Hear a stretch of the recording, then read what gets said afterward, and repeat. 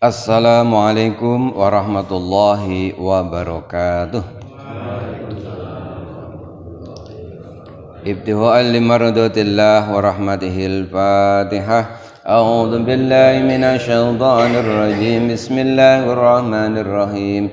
Alhamdulillahi rabbil alamin arrahmanir rahim maliki yaumiddin. Iyyaka na'budu wa iyyaka nasta'in ihdinas siratal mustaqim siratal ladzina an'amta 'alaihim ghairil maghdubi 'alaihim waladdallin.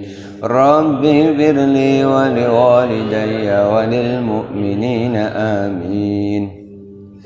Nahmaduka Allahumma kama amartana an nahmad wa nusalli wa nusallimu ala sayyidina Muhammadin wa ala alihi wa ashabihi wa tabi'in wa tabi'ihim bi ihsanin ila yaumiddin, amma ba'du.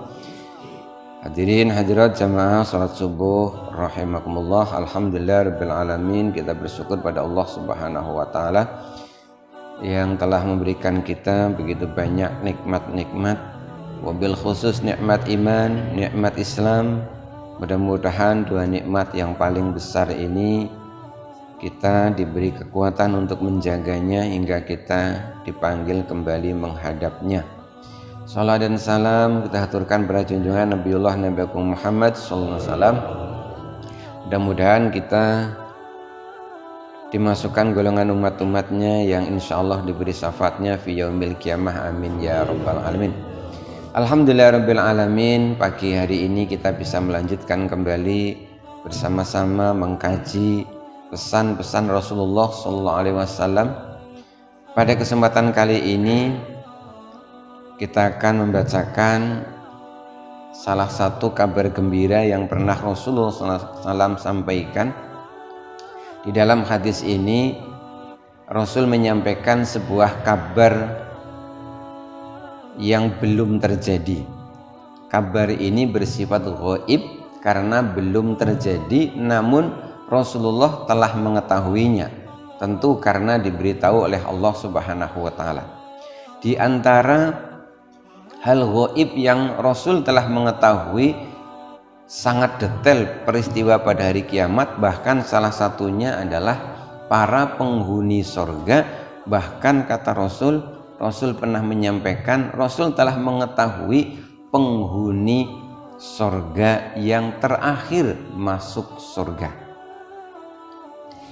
Dalam sebuah hadis yang diriwayatkan dari Ibnu Mas'ud, Rasulullah SAW pernah bersabda, "Inni la'a'lamu akhiru ahlin nar hurujan minha." Kata Rasul, ini sesungguhnya aku la'a'lamu, aku sungguh-sungguh mengetahui akhiru ahlin nar khurujan, orang yang terakhir dikeluarkan dari neraka kemudian dimasukkan surga. Tentu ini adalah penghuni neraka yang statusnya memang tidak kekal. Jadi di neraka itu ada yang kekal abadi, ada yang tidak kekal. Aku, kata Nabi, sungguh mengetahui orang yang penghuni neraka yang terakhir keluar dari neraka. Wa akhiru ahlil jannah, dan orang yang terakhir dimasukkan ke surga. Wa akhiru ahlil jannati dukhulal jannah, orang yang terakhir masuk surga. Kira-kira bisa membayangkan seperti apa orangnya. Terakhir dikeluarkan dari neraka dan terakhir dimasukkan ke surga. Bisa membayangkan seperti apa orangnya kira-kira. Kata Nabi, orang itu adalah rojulun yakhruju minan nar, yaitu seorang laki-laki, bukan ibu-ibu.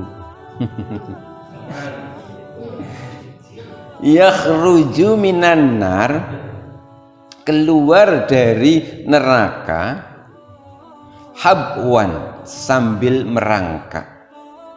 Fayaqulullahu tabaraka ta'ala lahu idhab fadkhulil jannah. Keluar dari neraka sambil merangkak, lalu Allah berkata kepadanya, idhab fadkhulil jannah, wis kono ndang budal mlebu maring surga. Keluar sambil merangkak, lalu dikatakan, sana kau masuk ke surga.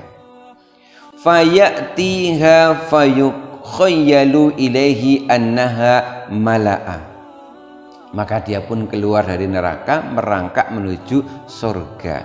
Tapi dia fayukhayyalu ilaihi annaha mala'un. Tapi dia berkhayal, dia berpikir, aduh kayaknya surga ini sudah penuh. Oh, dia terakhir fayarji'u fayaqulu ya rabbi wajadtuha mala'a. Karena dia menganggap surga itu sudah penuh, dia balik ke Gusti Allah. Ya Allah, kayaknya surga itu sudah penuh. Berarti dia enggak percaya diri ya. Fayaqulu ya rabbi wajadtuha mala'a, ya Allah, surga itu kayaknya sudah penuh.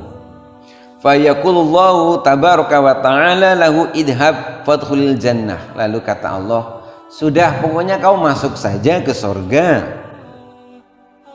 Qala fayatiha fayukhayyalu ilaihi annaha mala'a. Dia pun merangkak lagi menuju ke surga. Tapi belum nyampe ke surga, dia sudah mikir lagi, fayukhayyalu ilaihi annaha mala'un. Wah, kayaknya surga itu sudah penuh. Fayarji'u ilallah, dia pun kembali kepada Allah lagi. Fayaqulu ya rabbi wajadtuha mala'un. Ya Allah, surga itu sudah penuh. Fayaqulullahu lahu idhab fadkhulil jannata. Maka Allah pun mengulangi, sudah kau masuk saja ke surga.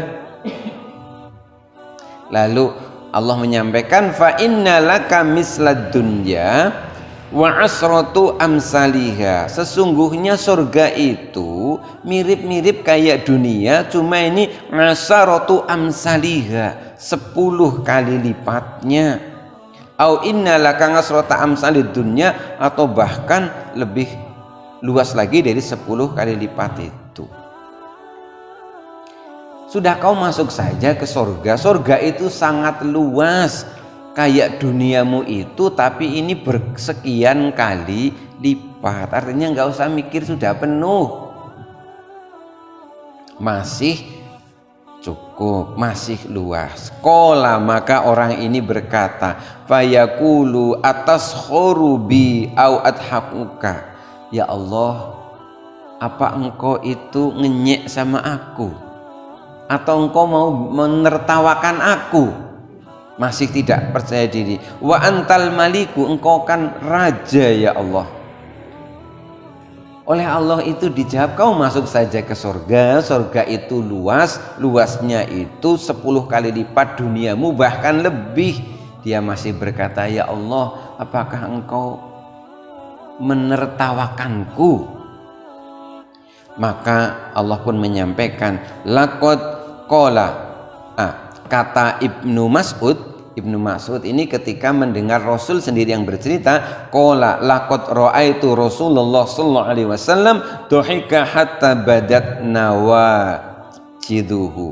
Kata Ibnu Mas'ud, kulihat ketika Rasul itu bercerita seperti ini, Rasul itu sambil tertawa sampai aku melihat gigi gerahamnya.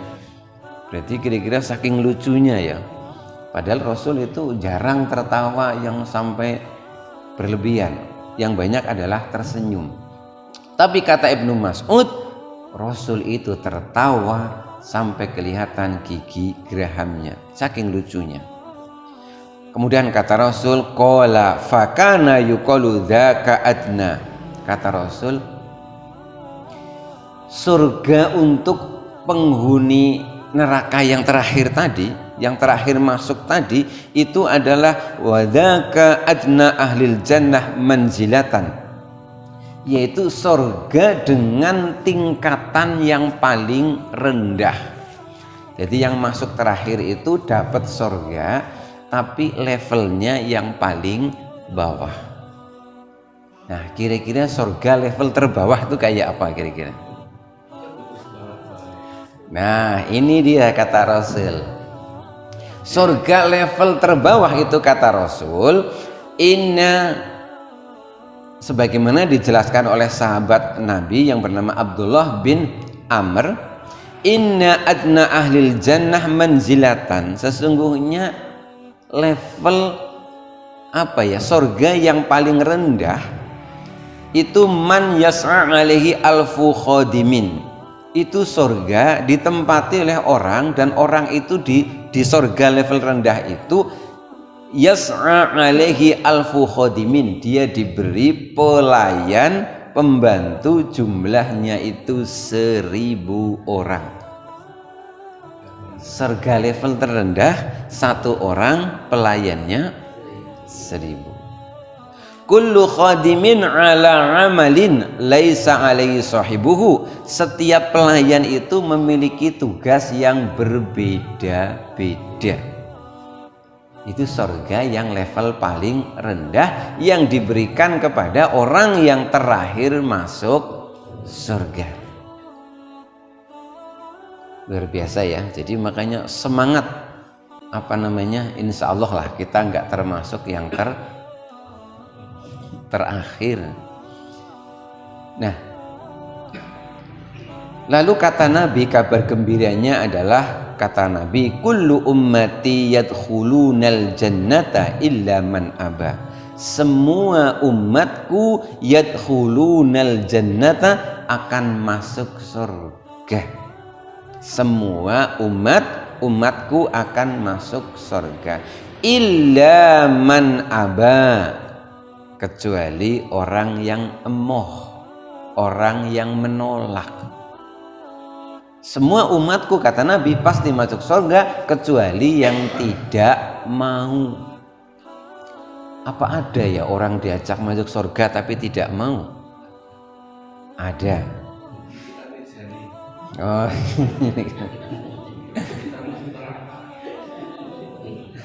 Lah ini para sahabat ini penasaran. Surga yang sebegitu indahnya kata Nabi itu semua umat Nabi masuk surga kecuali yang tidak mau. Lalu sahabat bertanya, qalu ya Rasulullah wa man ya'ba, lalu orang yang tidak mau diajak masuk surga itu siapa? Siapa kira-kira?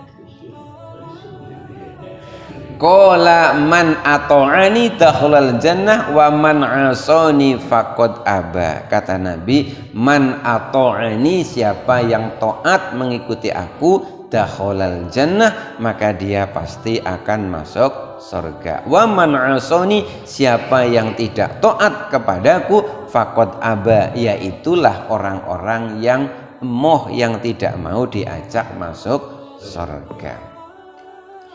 Ya.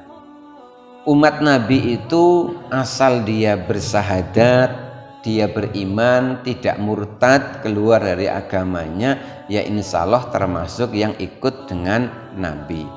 Hanya saja kadar ketaatan umat Nabi itu beda-beda. Ada yang kadar ketaatannya itu tinggi, ada yang sedang, ada yang pas-pasan. Tidak apa-apa, yang penting kita sudah berusaha taat kepada Nabi, sehingga kita berharap tidak termasuk kategori yang menolak untuk diajak masuk surga. Nah, ini kabar gembira untuk kita. Ketika kita beribadah itu kadang-kadang itu setan itu memasang perangkap jebakan yang membuat orang itu kemudian kadang-kadang jadi pesimis. Aku kira-kira sih dosaku diampuni apa tidak ya? Aku kira-kira ini amalku diterima apa tidak ya? Ini sebenarnya kan jebakan dari iblis dan setan. Maka ulama itu memberikan nasihat begini. Datanglah kepada Allah Subhanahu wa taala, ikuti Rasulullah SAW, walaupun kita mengikutinya harus dengan terseok-seok, bahkan harus dengan merangkak-rangkak, tidak apa-apa. Misalkan kita ini sedekah, tapi kita ini belum bisa ikhlas, terus sedekahnya berhenti apa enggak? Kata setan, ngapain kau sedekah, wong kamu ini tidak ikhlas. Kalau dibisiki begitu lalu berhenti, berarti kita kena jebakan iblis itu. Sudahlah, walaupun ibadah kita itu belum sempurna, kecampuran dengan kotoran-kotoran, biarkan saja. Biarlah nanti Allah yang nyortir, kira-kira begitulah.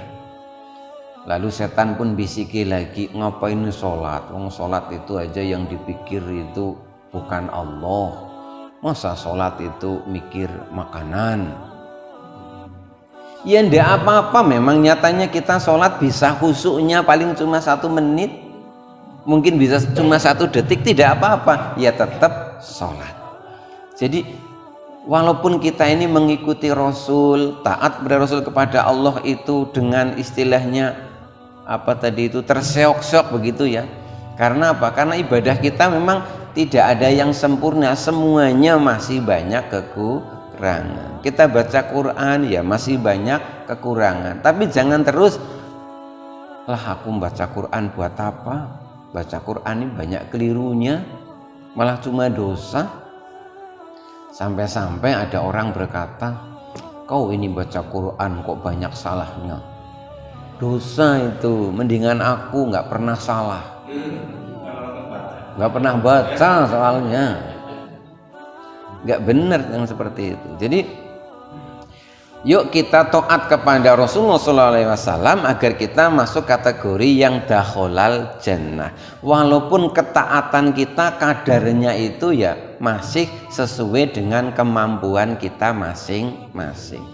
Ya ndak apa-apa, walaupun sholat kadang-kadang masih duhur ya terpaksa sih diundur-undur. Terus subuh ya telat-telat, maghrib ya kadang-kadang nulis keselen, isya ya kadang-kadang keturun, kan begitu kita ya. Duhur nanggung lagi kerja, akhirnya sholatnya diundur-undur. Asar sineng dalan, maghrib keselen, isya ngantuk keturun, subuh kebablasan. Kalau subuh kebablasan kadung bangun 6:30 tetap sholat nama badan. Nah ini harus dipahami, kalau kita misalkan sholat kok waktunya itu sudah terlewat, bukan berarti kewajibannya ikut lewat, kewajibannya masih melekat. Nah terus gimana, aku bangunnya udah kadung jam 7, waktu subuhnya itu habis tapi kewajibannya itu ndak habis, masih ada, ya tetap aja sholat subuh. Ya kalau mau nganu ya masuk kamar, tutup yang rapet, jendela ditutup, semuanya ditutup, lampu dimatikan.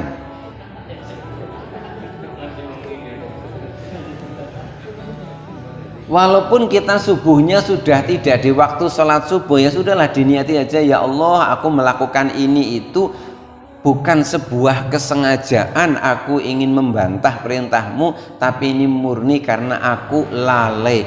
Terserah ya Allah, aku hanya yakin percaya engkau adalah zat yang maha pengampun.